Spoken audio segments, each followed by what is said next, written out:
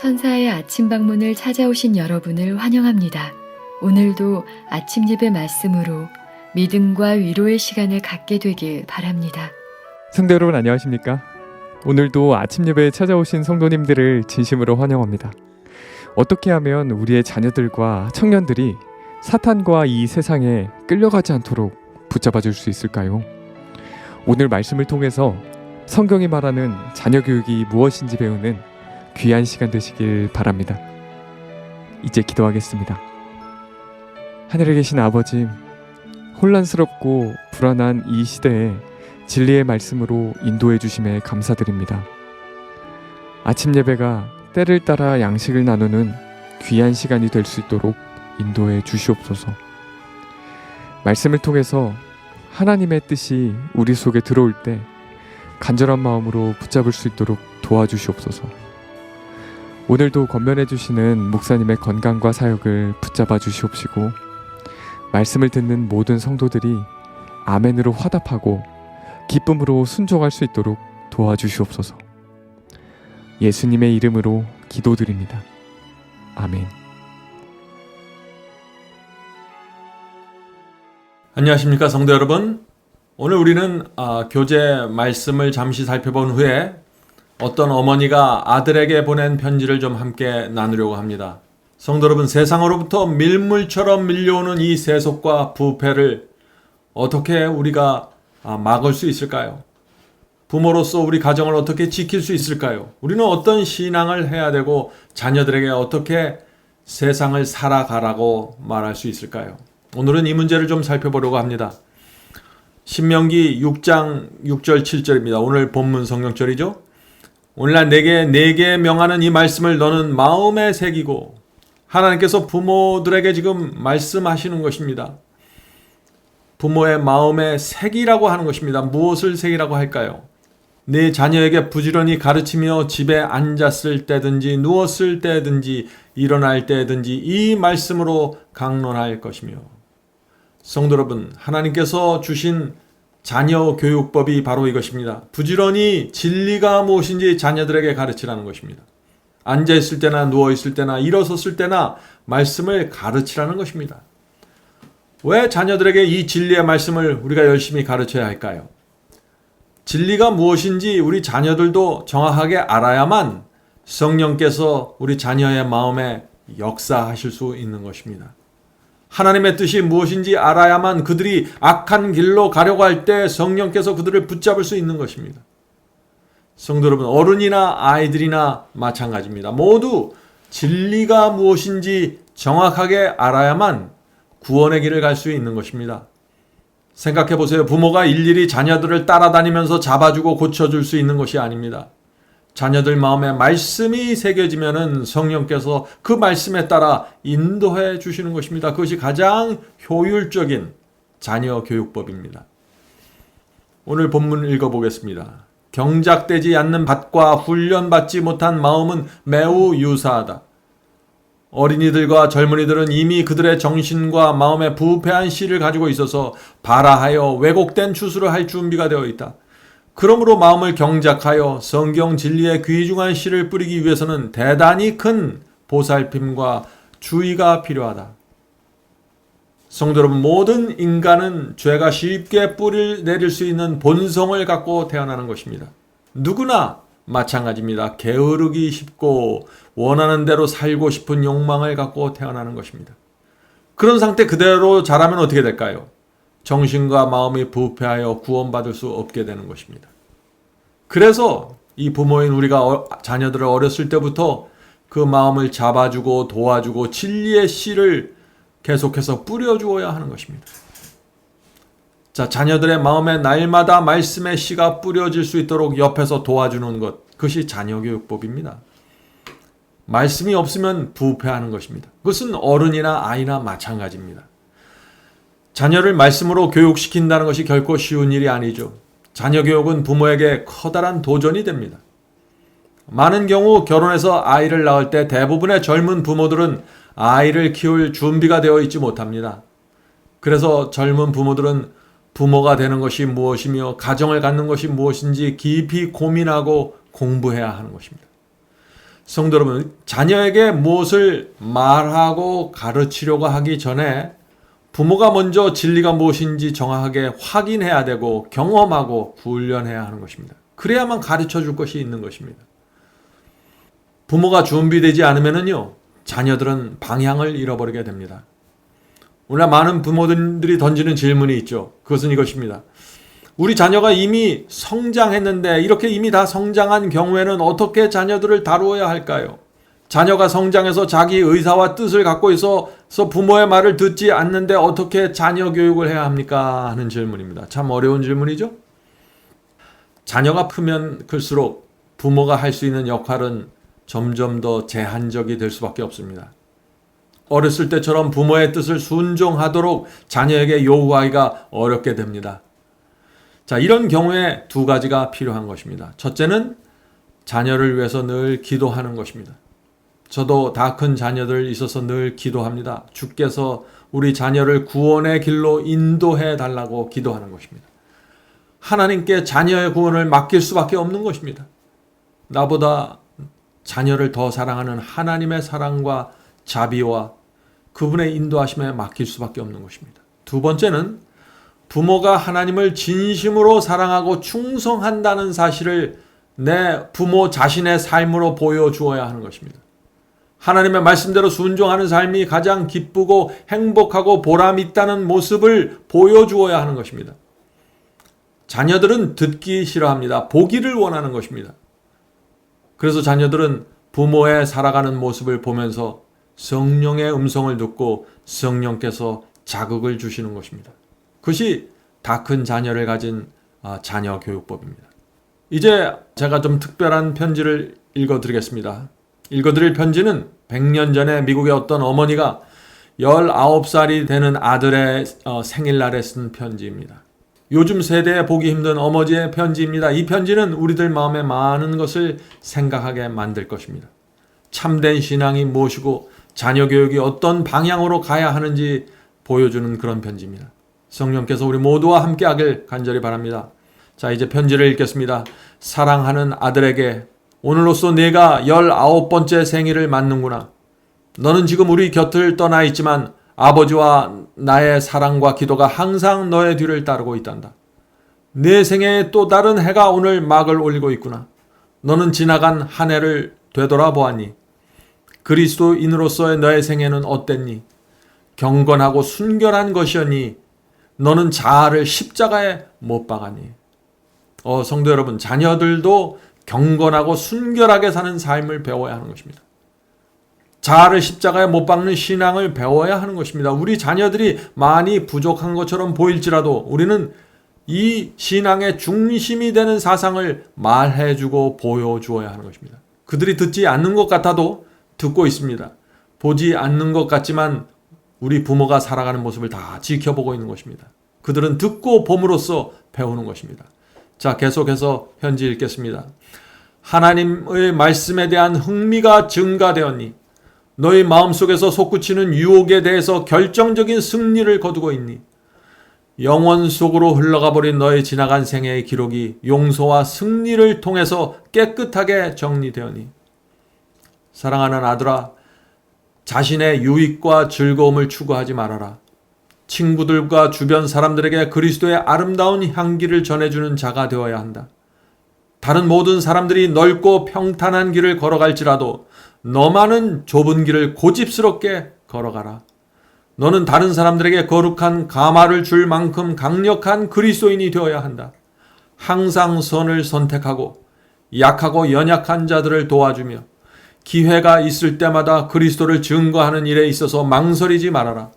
네가 양심적으로 믿고 있는 바를 용감하게 실천하면은 하나님께서 너를 통하여 영광을 받으실 것이다. 가장 적은 일에도 최선을 다하여 충실하고 철저해야 한다. 아들아, 너는 아직도 그리스도의 구원하시는 능력을 충만하게 경험하고 있지 못하단다. 너는 그 이유를 알고 있니? 그 이유는 그리스도를 영화롭게 하는 것이 너의 가장 큰 목적이 되고 있지 못하기 때문이란다.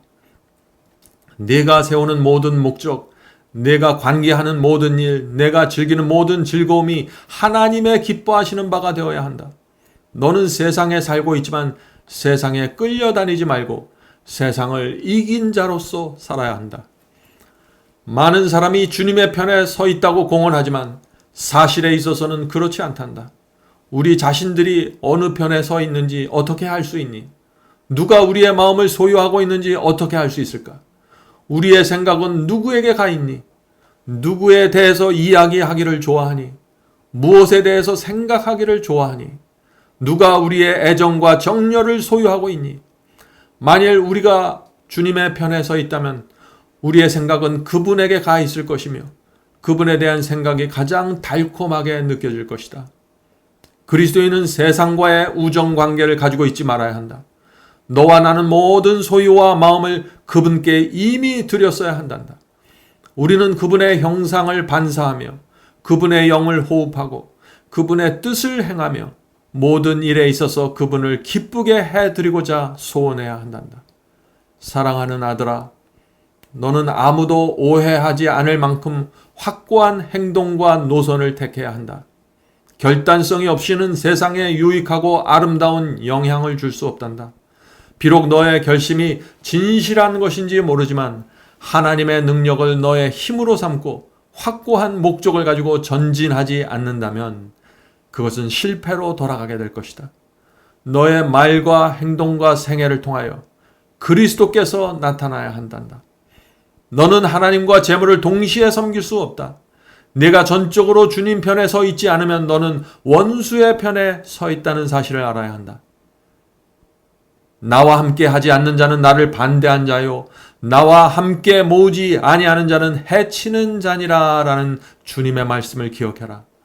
어떤 이들은 항상 흔들리며 결단을 내리지 않으므로 신앙생에 있어서 실패한단다. 그들은 마음의 찔림을 받지만 자신의 마음 전체를 주님께 드리지 않는단다. 이러한 상태가 계속되면 양심은 점차적으로 굳어지고 성령의 감동하심에 대하여 무감각하게 되어서 결국에는 성령께서 근심하면서 떠나가게 된단다.